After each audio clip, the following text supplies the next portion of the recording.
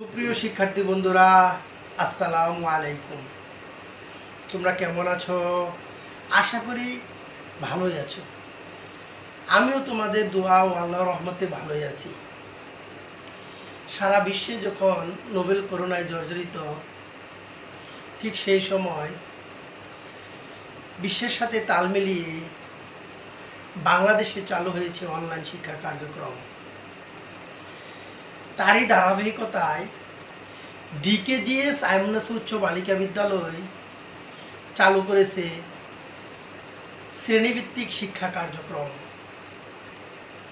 আজকে আমি তোমাদের সামনে অনলাইন ক্লাসে ধারাবাহিকতায়, সুপ্রিয় শিক্ষার্থী বন্ধুরা, আজকে আমি তোমাদের সামনে হাজির হয়েছি নবম ও দশম শ্রেণীর ফিনান্স ও ব্যাংকিং বিষয়ে পাঠদান করব বলে।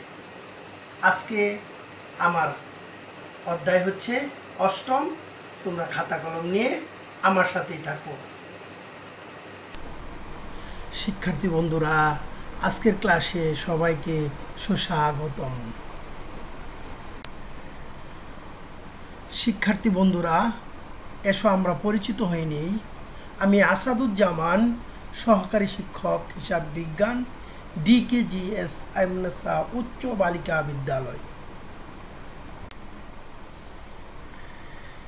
শিক্ষার্থী বন্ধুরা, পাঠ শুরু করার আগে চলো আমরা কয়েকটি ছবি দেখি। ছবিতে তোমরা কি দেখছো? হ্যাঁ, গুড। ছবিতে কড়ি, তারপরে বিভিন্ন ধরনের মুদ্রা এবং কাগজি মুদ্রা সব কিছুই দেখতে পাচ্ছ। ধন্যবাদ শিক্ষার্থী বন্ধুরা। ছবি দেখে নিশ্চয়ই শিক্ষার্থী বন্ধুরা তোমরা বুঝতে পেরেছ আজকের পাঠ কি। আজকের পাঠ হচ্ছে মুদ্রা, ব্যাংক ও ব্যাংকিং। তাহলে আজকের পাঠ কি? মুদ্রা, ব্যাংক ও ব্যাংকিং। তাহলে তোমরা দেখো শিখন ফল। 1 নম্বর মুদ্রা কি তা বলতে পারবো। 2 হচ্ছে বিনিময় প্রথা ব্যাখ্যা করতে পারবো। 3 ব্যাংক, ব্যাংকিং ও ব্যাংকারের মধ্যে যোগসূত্র নির্ণয় করতে পারবো। তাহলে এই পাঠ শেষে আমরা মুদ্রা কি তা বলতে পারবো, বিনিময় প্রথা ব্যাখ্যা করতে পারবো, ব্যাংক, ব্যাংকিং ও ব্যাংকারের মধ্যে যোগসূত্র নির্ণয় করতে পারবো। মুদ্রার ইতিহাস খুবই বিচিত্র। ইতিহাস থেকে দেখা যায় বিভিন্ন সময় বিভিন্ন আকার এবং প্রকৃতির মুদ্রা বিভিন্ন দেশে ব্যবহৃত হতো। বিনিময়ের মাধ্যমে মুদ্রা হিসেবে বিভিন্ন সময় আমরা আগে দেখিয়েছি তোমাদের, বিভিন্ন সময় বিভিন্ন ধরনের কড়ি, হ্যাঁ, হাঙরের দাঁত, হাতির দাঁত, পাথর, ঝিনুক, পোড়ামাটি, তামা, রূপা ও সোনার ব্যবহার লক্ষ্য করা যায়।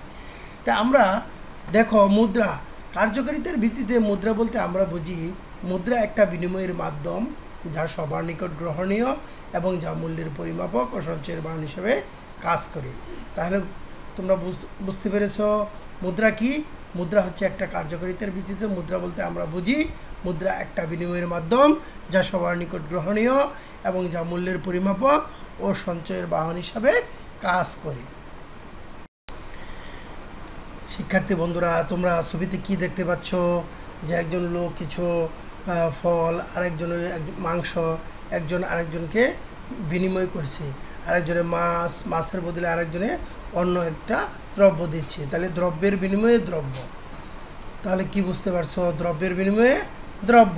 যে মানব সৃষ্টি ও সভ্যতার বিবর্তনের সাথে সাথে মানুষের প্রয়োজন, কর্মকাণ্ড এবং সামাজিক বন্ধনের পরিধি প্রসার লাভ করতে থাকে।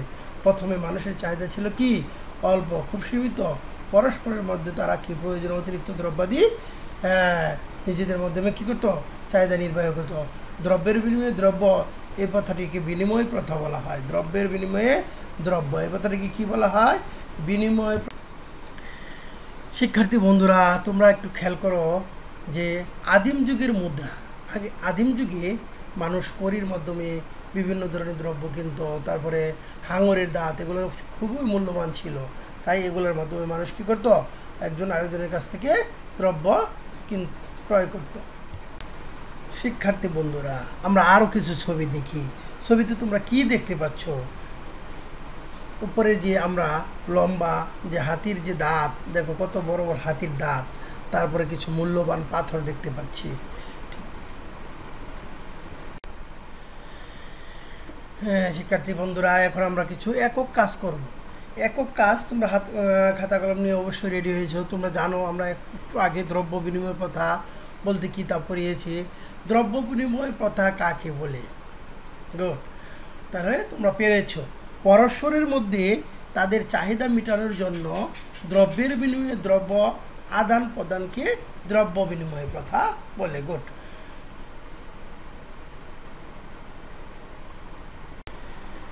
শিক্ষার্থী বন্ধুরা, ব্যাংক হলো একটা আর্থিক প্রতিষ্ঠান যা জনগণের কাছ থেকে সুদের বিনিময়ে আমানত সংগ্রহ করে এবং মুনাফা অর্জনের নিমিত্তে তা বিনিয়োগ করে এবং চাহিদা মাত্র অথবা নির্দিষ্ট সময়ান্তে সঞ্চয়কারীকে তা ফেরত দিতে বাধ্য থাকে।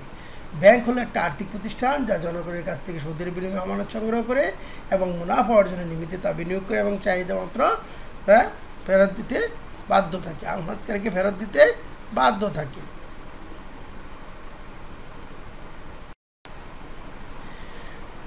ব্যাংকের পরে হচ্ছে ব্যাংকিং। ব্যাংকের আইনসঙ্গত সকল কার্যাবলী হলো ব্যাংকিং। ব্যাংকের আইনসঙ্গত সকল কার্যাবলী হলো ব্যাংকিং। তারপরে আসছে ব্যাংকার।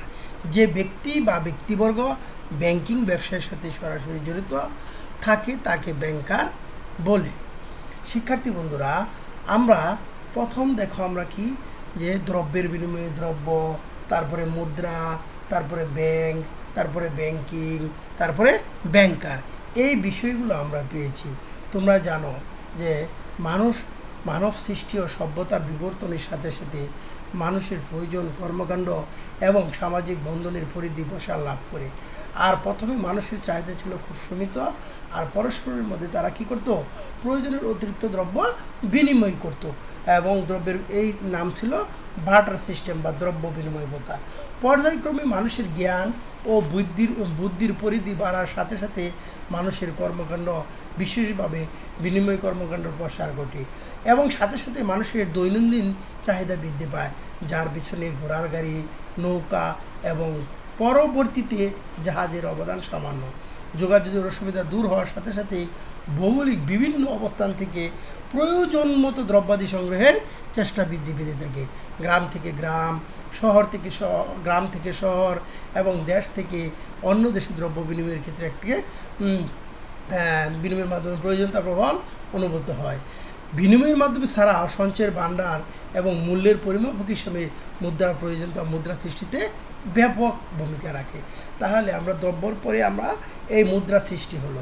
আর মুদ্রা যখন বিভিন্ন ধরনের আগে কড়ি, হাতির দাঁত এবং মূল্যবান পাথর ছিল, আর যখন এই পাথর, তামা ও সোনার ব্যবহার লক্ষ্য করা যায়, এগুলার গুরুত্বপূর্ণ ছিল। পৃথিবীর জনসংখ্যা বৃদ্ধির সাথে সাথে এই ধাতব মুদ্রা ব্যবহার বৃদ্ধি পাওয়ার কারণে এবং বিভিন্ন তখন তারপরে ঊনবিংশ শতাব্দীতে কাগজে মুদ্রার ইতিহাস শুরু হয়। আর এই মুদ্রা যখনই রাখা শুরু হয় তখন এই মুদ্রা রাখার জন্য কিসের সৃষ্টি হয়? ব্যাংকের সৃষ্টি হয়। ঠিক আছে। হ্যাঁ শিক্ষার্থী বন্ধুরা, তোমরা খাতা কলম দিয়ে বাড়ির কাজ লিখে নাও। বাড়ির কাজ হচ্ছে মুদ্রা কি কি কর্ম সম্পাদন করে, আর 2 নম্বর হচ্ছে মুদ্রা ও ব্যাংকের মধ্যকার সম্পর্কটি ব্যাখ্যা করো। তাহলে স্কুল যখন খুলবে তখন তোমার স্যারকে দেখাবে, আর বেশি বেশি বাড়িতে এই বাড়ির কাজ করবে। ঠিক আছে, ধন্যবাদ শিক্ষার্থী বন্ধুরা, তোমরা সবাই ভালো থেকো। দেখা হবে সামনে ইনশাআল্লাহ। আল্লাহ হাফেজ।